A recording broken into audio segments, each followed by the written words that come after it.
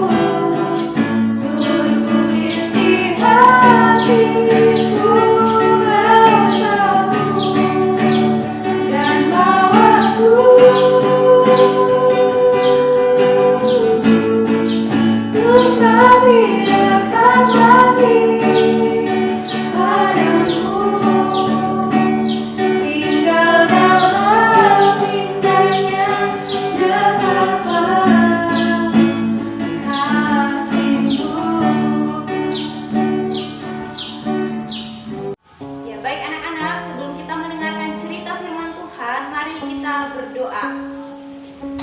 Tuhan Yesus, kami mengucap syukur untuk hari ini. Tuhan boleh menyertai setiap kehidupan kami, dan di pagi hari ini Tuhan kami rindu kembali untuk mendengarkan cerita firman-Mu. Oleh karena itu Tuhan memberkati setiap kami, dan biarlah firman-Mu boleh menjadi pelita dalam kehidupan kami. Terima kasih Tuhan Yesus, terpujilah nama-Mu. Di dalam nama Tuhan Yesus kami berdoa dan mengucap syukur. Amin.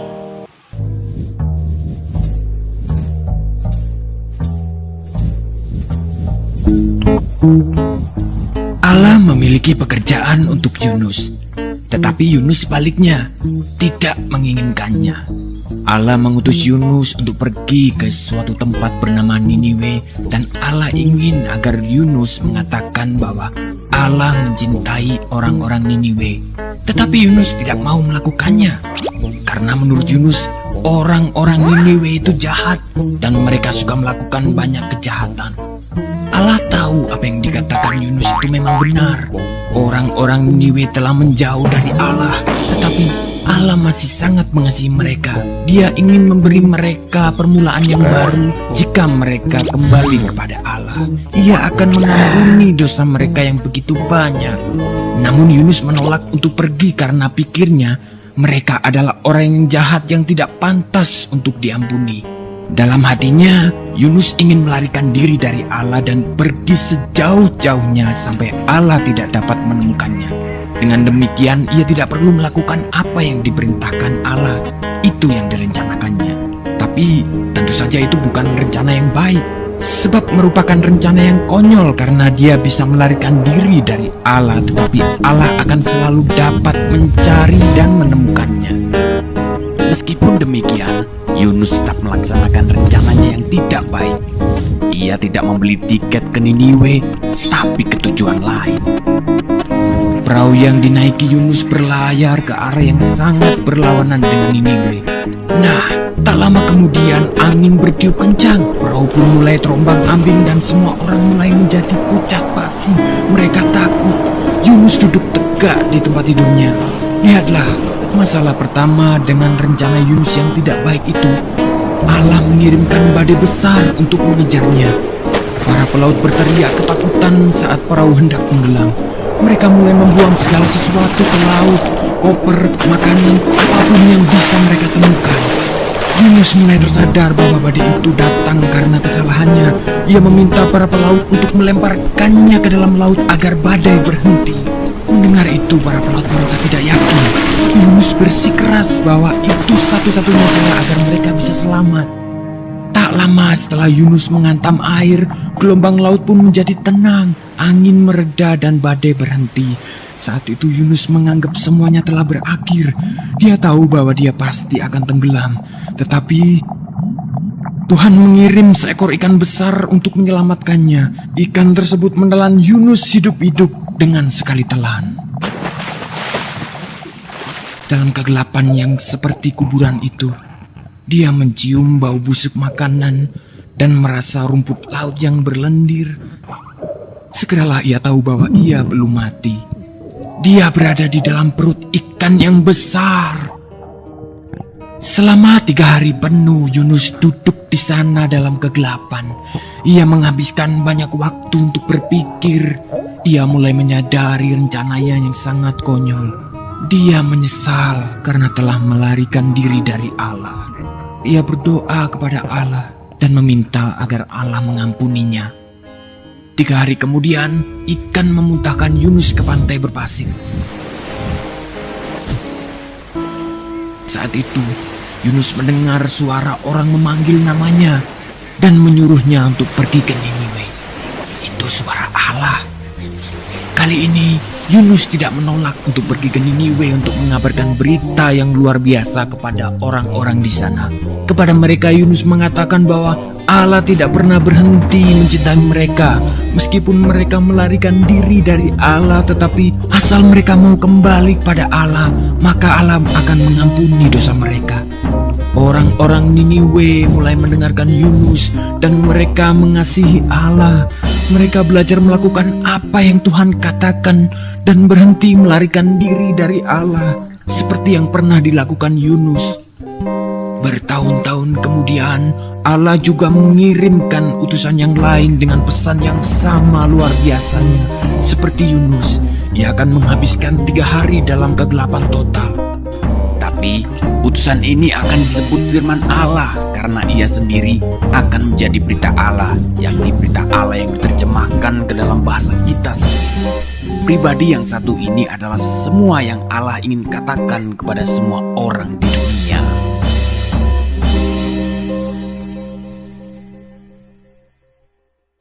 Nah, anak-anak, kita bisa melihat dalam video tadi, ketika Yunus tidak taat kepada Tuhan, Yunus mendapat celaka, mendapat musibah. Nah, anak-anak yang dikasihi oleh Tuhan kita Yesus Kristus, ketika kita juga sebagai umat pilihan Tuhan tidak taat kepada perintah Tuhan, maka Tuhan juga tidak segan-segan untuk menghukum kita. Oleh karena itu, walaupun keadaan sekarang yang tidak memungkinkan bagi kita semua, kita harus tetap taat kepada peraturan pemerintah. Oleh karena itu, anak-anak dikasihi oleh Tuhan kita Yesus Kristus, dalam firman Tuhan ini boleh menjadi rema di dalam setiap kehidupan kita dan kita bisa melakukannya dalam kehidupan kita hari lepas hari. Amin untuk kebenaran firman Tuhan. Mari kita berdoa. Tuhan Yesus, kami mengucap syukur untuk hari ini. Tuhan boleh menyertai setiap kehidupan kami. Dari pagi hari ini kami sudah mendengarkan cerita firman Tuhan. Bagaimana ketika kami tidak taat kepada Tuhan, Tuhan akan memberikan masalah, Tuhan akan memberikan musibah kepada kami. Oleh karena itu Tuhan, ajari setiap kami, bahkan anak-anak kami, untuk kami boleh tetap taat kepada panggilan Tuhan.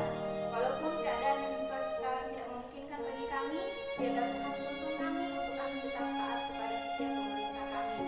Terima kasih Tuhan Yesus, hanya di dalam nama Tuhan Yesus kami mengucap syukur. Amin. Ya anak-anak, hari ini kita akan berdoa dan di sini Ibu akan pimpin dalam doa kita berdoa. Segala puji dan syukur ya Tuhan Yesus kami naikkan kepadamu di pagi hari ini. Terima kasih Tuhan Yesus karena Tuhan Yesus telah memberkati kami dalam ibadah kami, mulai dari awal pertengahan hingga berakhirnya ibadah kami saat ini. Tuhan Yesus, pada saat ini ya Tuhan, kami datang berdoa buat anak-anak kami, mulai dari playgroup sampai dengan kelas 8. Dan Tuhan Yesus nanti memberkati mereka dalam setiap pertumbuhan, setiap aktivitas